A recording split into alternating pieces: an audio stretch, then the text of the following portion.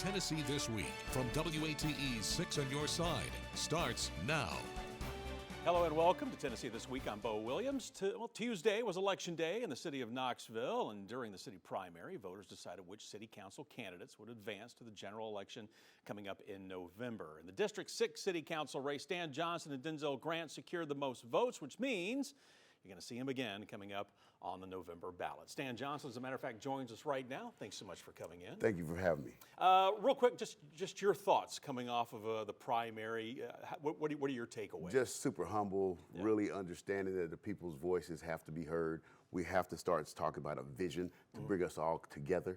It just makes a lot more sense to start really talking about the whole corridor instead of just these one-off projects. So I really look forward to helping out. This was a race, and this was one that we were watching really close that night, and it was almost like a ping pong battle going back and forth between you and Grant as far as who was on top, who was kind of. This one will be interesting. What do you do now, looking to November, to try to create some distance between you and your challenger? Well, the biggest thing I'm looking at is how do we bring people together? We're looking at a corridor of Magnolia instead of one project, right? These one projects, we've talked about the baseball stadium, we've talked about the Chowee Park situation, we've talked about, the forestries and things of that nature. The big thing is, what do the people want to see what does that look like 5 years from now, 10 years from now, 20 years from now? How do we get a plan together to start talking about a vision, right? So what does the East Knoxville vision look like? And how do we bring those people together and make that happen? Instead of having these one-off projects where everybody gets fired up and mad, and then next week we're all talking about something different, right? We can all start talking about the vision of what East Knoxville look like so we can start thriving. So how do you go about that? I mean, get everybody on that, focusing on this. Great question. First you start with the homeowners. Right. Then you start talking to the landowners, right? So you have the landowners and the business owners, right? That's right next to each other, having those conversations. What do we want those people to look like? Do we want to have development like they have in South Knoxville? Do we want to have it like we have it on Cumberland Avenue, or do we want to leave it the same? Right? We have a lot of vacant properties. We have a lot of blighted properties. We have prostitution. Those things have to stop, right? We have to make sure that this is benefiting for the whole 6th district, not just for one person. Yeah, and you mentioned like specific projects. Are there things that you could do, let's say the ballpark, for example, which I know they were hoping would help advance development moving east of downtown. Correct. What can you pull from that then to help in this overall vision? Then? Well, actually, those things are already happening, right? So we have those buildings right across the street from the pizza place down there, right? Now, but those are going for $300,000 a piece. So how do we do development without displacement? So that's my focus, right? How do we make sure that the people get what they want and also build the same development? Because we're talking about a lot of infrastructure that we are needing as well. So we want to make sure those things are happening along with those developments, because we're going to have some kind of investors that come in there, right? So how do we make sure that the people are invested as well so they don't get displaced in that process? Yeah. And I want to kind of tie into this next question in going back to the primary. We said it was a ping pong battle. At the end of the night, it was close. Yes, sir. But you guys are tight, but obviously you finished second. Yes, sir. Is this going to be the big point then that you're pushing now as we move forward? Because now it's an even, everybody's even. It's an even slate, but now we're talking about how do you govern, right? How do you actually make these things happen? I've been in a position where I worked on MPC for 8 years. We talked about land uses, land zoning. One of the big projects we did was in the South Knoxville waterfront. Now you see how that development happened, but you need investments as well, right? We need investors. So we're talking one of the poorest neighborhoods in our community is on Martin Luther King and Magnolia, right? So how do we get people to invest in those things? So we got to have sidewalks, we have to have parks, we have to have greenways, we have to have bus routes, we have to make sure that it's safe. Right? So those are the kind of things I'm really pushing for because we've already done it. The key to this is who can actually pull it off, right? Well, we've done that work already. So that's why I tell people, who can actually get the work done? It's one thing to rile people up and get everybody excited, but can you actually get done what you're talking about, right? So at SEED, we talk about community engagement. We knock on doors and talk to human beings about what are some of the things that you're dealing with in your household. Are you dealing with high utility bills? Are you dealing with weatherization problems? And we take the young people that we're training to actually fix those issues. So we're making sure that the youth are getting involved in that process as well. And just kind of refresh everybody, because that was my question. You already mentioned SEED. Yes, sir. You're the founder. Yes. Kind of get everybody up to date on Yes, what so happens. so SEED stands for Socially Equal Energy Efficient Development. I am the co-founder and the executive director of SEED. We've been in business since 2009. One of the things that we want to talk about is pathways out of poverty, right? But we do it for a lot of young adults, and we do it by educating them on how to knock on doors and community engagement. But we also build solar homes, right? Because we want to make sure that people's houses are energy efficient. And we want to make sure that we really want to get you all the way off the grid. So we've built 3 of those homes. So we're talking about the things that we could do in our community to help low-income community members. Those homes that we're building, we sell them to voucher holders, right? Okay. We work through Pinnacle 100 with Pinnacle Bank with a Pinnacle 100 program that actually uses the vouchers for income. So guess what happens when you have a house now that you now paid for all the way with your voucher? Well, it's yours. Well, we don't have to pay those taxes anymore for that voucher holder. So that person now owns their home, and home ownership is the biggest way to get wealthy in this country. You mentioned Chilhowie Park as well just a moment ago. I have to ask you about that. I've seen you've been interviewed on this with several groups. I've kind of go back through your stance on where things are. I know Gwen McKenzie is going to bring this up again. Yes. Hoping for a little bit of a delay here moving forward as we kind of figure out what's going to happen there. But what's your take? So my take is I think Gwen did a great job by postponing this so that way people could actually have a conversation about it. Again, this is a one-off. What do we want in our community? If this wouldn't have came up, would we have been talking about it, right? It's been a parking lot for 100 years or so, right? So we want to make sure that we start talking in a way of what's the future hold? If this doesn't work, what can go there? Is the city going to have to come up with the money to actually do that? Those are the kind of things that we want to look at. Me personally, I don't think that we should ever sell park property, but we also have to think about development at the same time. This park is not a park. Right? How do we make it into a park? At least a parking lot portion of it, that's what I'm talking about. Right. So we want to make sure that we can actually make these things work past this one-off project, right? What do we want to see this whole corridor look like? And that's the big thing I'm looking at right now. So let's go back to, sitting down, having town halls. Is this more about let's put something on the ballot? How do you want? It's a couple of both, right? So you start out with the town hall meetings because you want to hear the people's voices. You want to sit down and make sure that they're being heard. But there's another part of this, right? So there's a commission called MPC, and now I think it's called Knox County Planning Commission. They already have a Magnolia area plan, right? It's called a redevelopment plan. How do we sit down with the community and go through that and make sure that these are the things that the citizens want, these are the things that the business owners want, this is how we're gonna move forward, right? We've seen it done in other parts of our city, but we have to come together as a whole. We can't just have these one-off projects and keep moving like that. Yeah. A lot of people forget when you look at the history of Knoxville, Magnolia to Chilhowie, yes, that was the place to be. That was it. That was the corridor. That was the corridor. Yeah. Now I'm talking about let's get that back. But we want to make sure that we're doing what we call prosperity, right? So when we start talking about that process, how does everybody get involved? How do we all thrive, beginning with ourselves?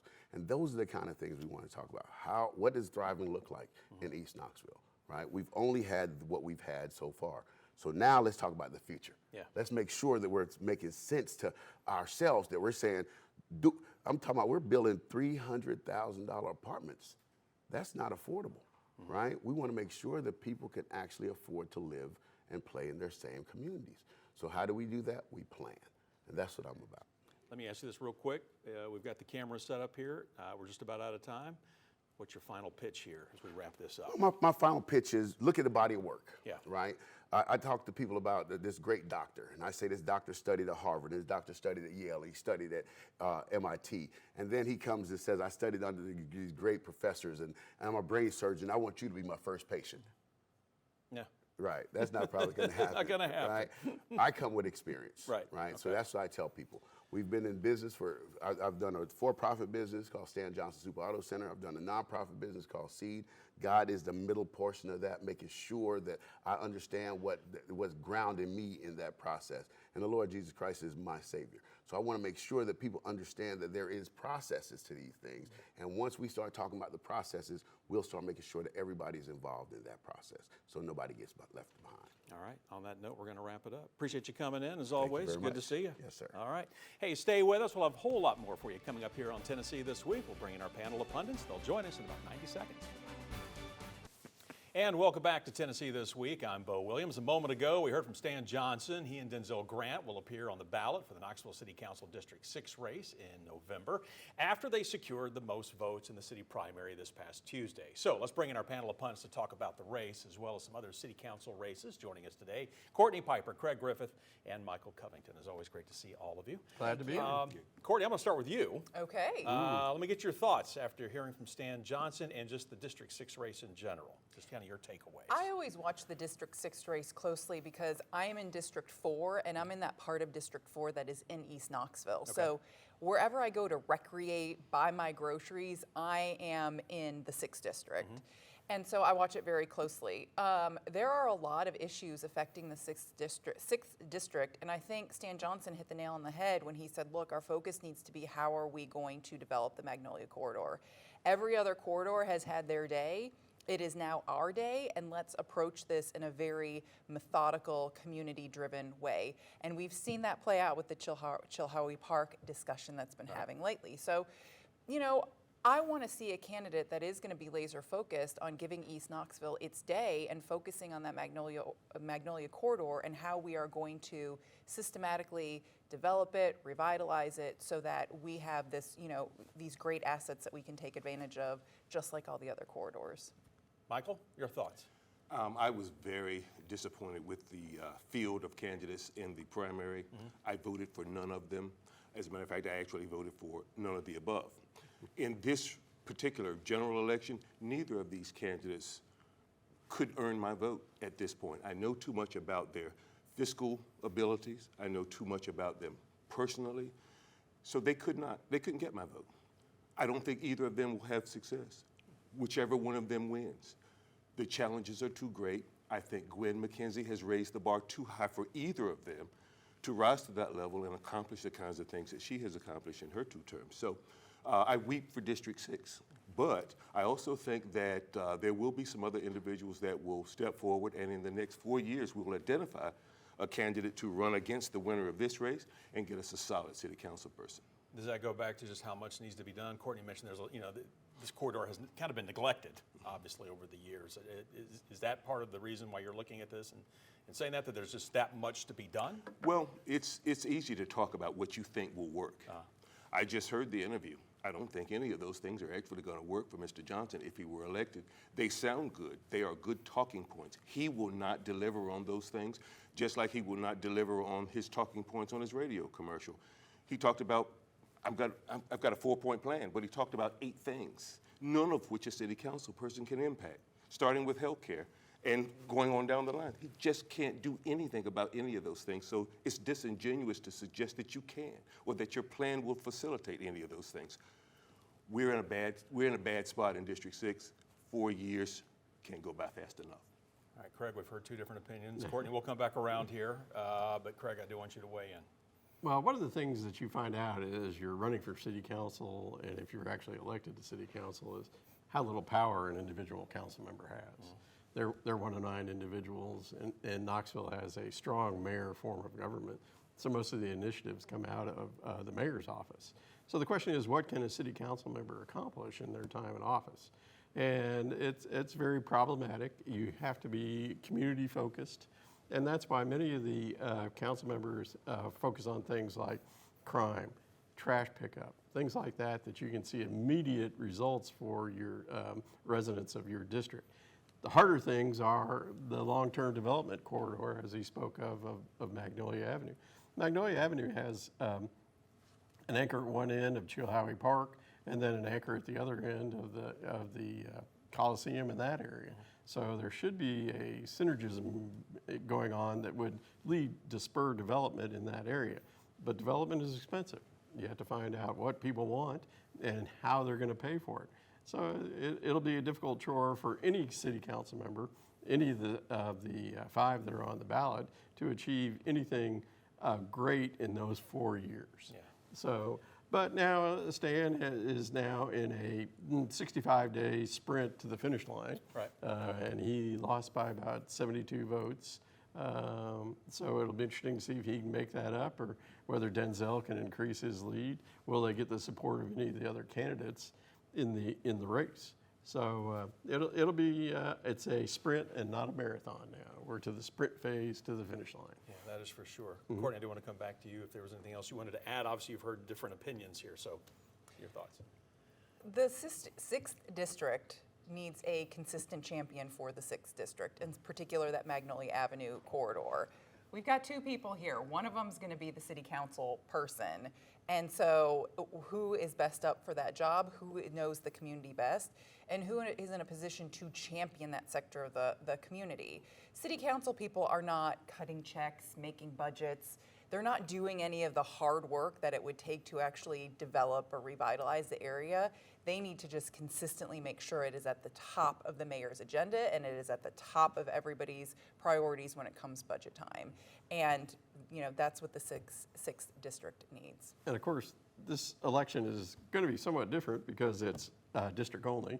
In all previous elections for the last 40 years, it was citywide for each one of these districts. And so now it's just people voting in individual districts.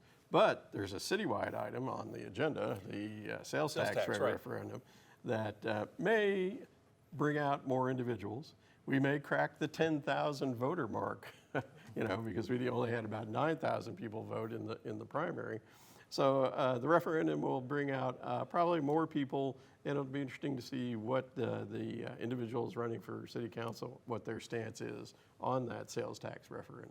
One thing Stan Johnson did bring up was Chilhowie Park. You've mentioned Chilhowie Park as well. Mike, I want to ask you, we've seen the developments with the Chilhowie Park here lately. Gwen McKenzie says, hey, let's talk about this a little bit more. That's what she's going to be proposing. Let's extend this. Let's get about a 2-week buffer, I think is what she's going to put out there. Kind of your thoughts on what we've heard. There's 2 different opinions here on what needs to happen with Chilhowie. So how do you see this playing out? What are your thoughts on all of this? First and foremost, I think Emerald, to protect their brand, should pull out of this deal. Go elsewhere. Take your money, take your resources, take your complex somewhere else. Make this go away. Leave this problem with the citizens of District 6 and leave it to their own devices. There's a problem that we have in the community at this point. We're not particularly clear on whether we can trust City Hall, the mayor. She was booed roundly at a meeting I attended. Literally, the mayor should have gotten up and left 2 minutes before I did. I knew that meeting was 5 minutes from erupting. That's from having done a lot of those big meetings myself, solo. And when it gets to be a certain volume of people in a room, you got to start dialing back the intensity of the rhetoric. They didn't. They amped it up. I got up and exited.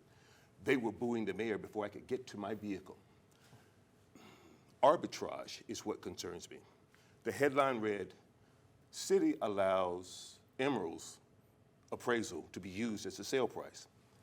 That is what is by definition arbitrage, which is the simultaneous sale of a commodity or a resource. Emerald should not have set the price and then agreed to go forward with that price. That land was being snatched from the citizens, and the city facilitated it.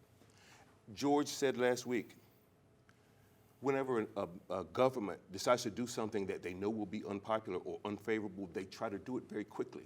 6 days. The city council didn't even know. Why did the mayor do that? That makes people distrustful of local government, certainly the city government. I don't think that will reconcile itself. I don't think that can be corrected. I don't think that sale price could ever go through at this point. I think there will be lawyers involved if the city moves forward. This was a poorly thought out plan, and I think Emerald can make the whole thing go away by saying, we're out, we're done, we're going somewhere else. Courtney, what do you think? The frustrating aspect of all of this is this process was anything but quick. That RFP and this announcement was made over a year ago that this is what the city planned to do. They were putting out an RFP, and Emerald Youth Foundation was the only one that responded. So, where was the community when the RFP was on the streets and begging for people to give them different kinds of ideas? Emerald Youth Foundation was the only one that responded. And what we're seeing is what is very common, that folks are not paying attention until the very last moment when everybody's getting ready to wrap up a very long public engagement process, and then folks are paying attention and going, wait a minute, I wasn't paying attention, but now I am and I don't like this. Does that mean their voices shouldn't be heard? Absolutely not. That input is very, very important. But I can see the frustration from the city council people's perspectives, from the city perspective. This was not a rush job. This was not some sort of, nefarious thing that was happening. Everything was made very public, given a really long lead time, and now it's very frustrating and challenging to try and reconcile the feedback that's coming when there was a year to provide it and provide it in a proactive way. I think the feedback needs to be listened to, and this is a really frustrating situation to navigate, but the fact remains that that property has been useless. It is an asset, and it is sitting vacant, and it just sits there. I drive by it frequently, and the only time it's got activity is when the fair is in town. Let me say this. George was on the program last week, and George said that the city forced the fair to sell their small portion of that land. The other pundits on the panel last week said, no, they didn't own that land. George was right. The pundits were wrong.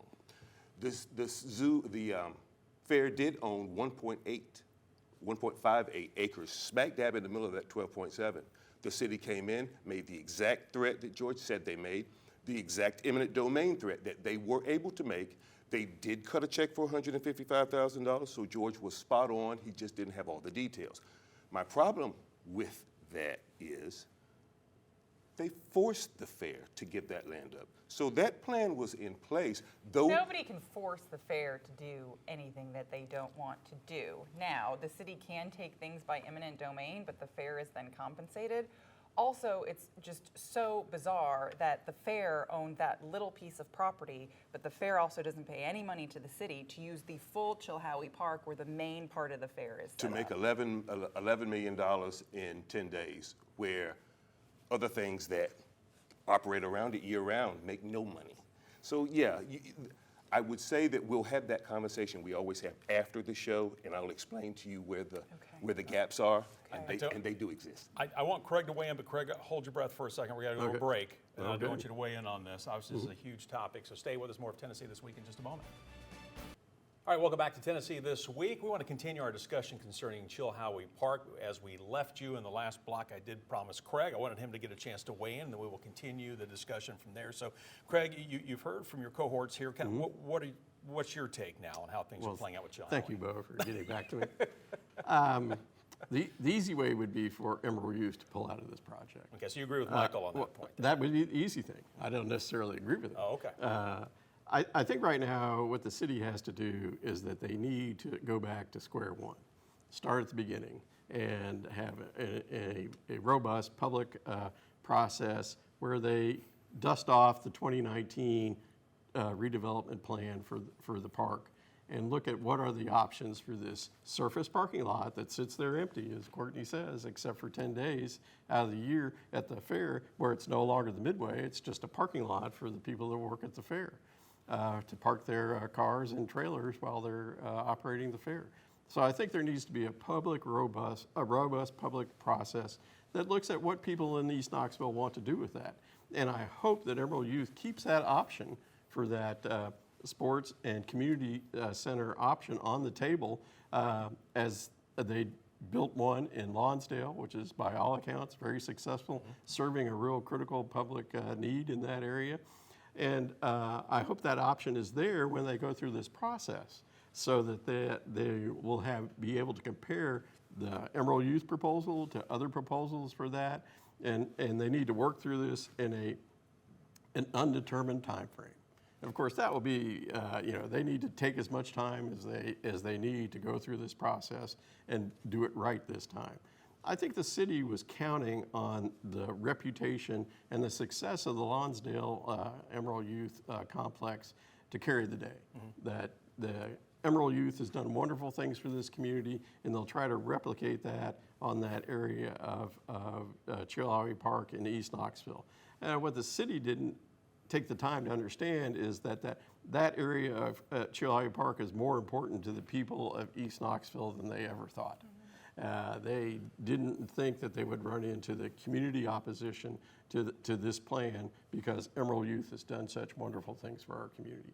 So that's why they need to start at the beginning, I think, have the Emerald Youth as an option, not one that they will necessarily pick, in contrast to George, who said that that's the option that they want, and move on from there. All right, and from there, we're going to move on as well. That is our show. Thanks so much for watching. We'll see you again next week. Okay.